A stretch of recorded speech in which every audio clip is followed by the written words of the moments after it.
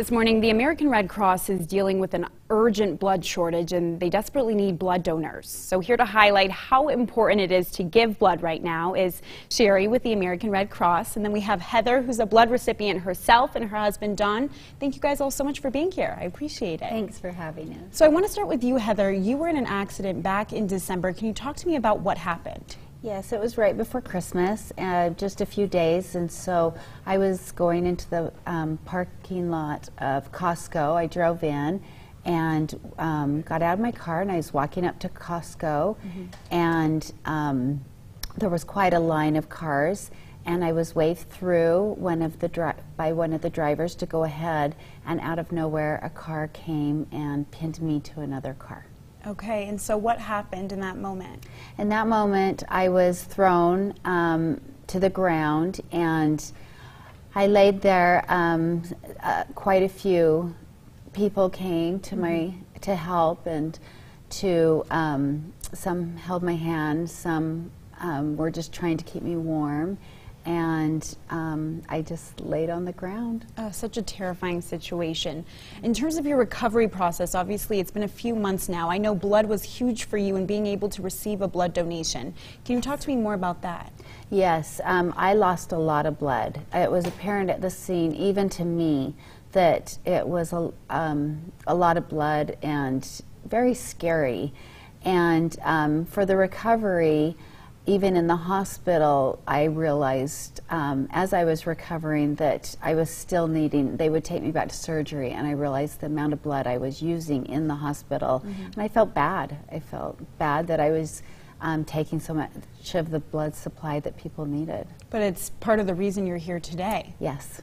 And how important and special was it to you being able to receive that blood? Because obviously we know there's such a blood shortage right now. Being able to actually get that blood, how important was it to you? It was important to me. I was aware of it because of my husband's position as a physician, and my daughter's a nurse.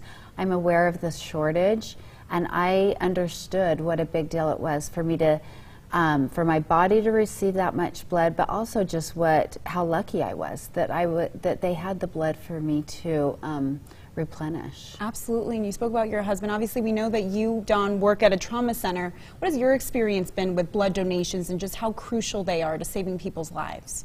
Well, I mean, Heather's evidence of how blood can make the difference between someone living and dying, and you know, at a trauma center here in Utah and trauma centers throughout the whole country, you know, blood is key. I mean, people bleed to death every day, and without blood products to restore the amount of blood that they've lost, then there would be a lot more people dying.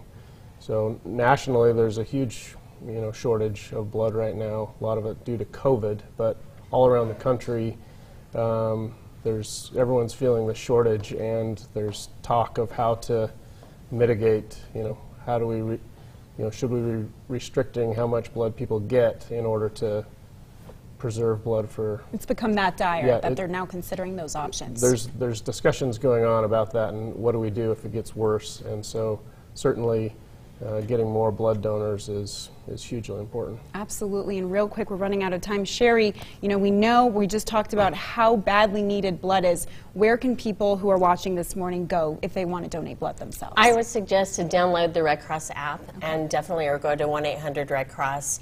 And it's March is Red Cross Month, so we're asking people to look at their calendars with their families or events or whatever, and schedule a blood drive themselves and bring people in. We did 3 blood drives. They recruited 70 first-time donors, and we impacted 444 patients because of what they did and seeing the need for it. And that was immediately what our kind doctor reached out and started blood drives. So good to see. So we're going to have a link to that on our website on abc4.com/GMU. But thank you all so much for being here. Thank you.